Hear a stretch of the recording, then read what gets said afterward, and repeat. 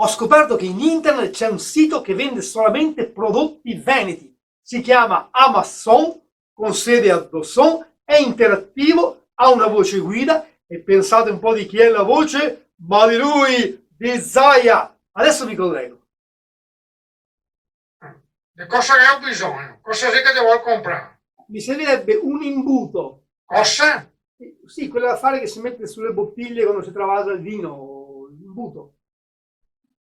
Ah, te voglio dire l'Impiria. Ma perché ti sei foresto? Guarda che ti dico subito, qua si vende solamente che roba veneta.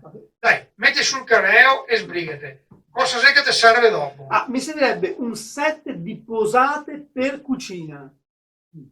Ah, ho capito, ti serve corteo, cucciaro e pilon. Ecco. Ti serve anche i goti? I goti, i visigoti.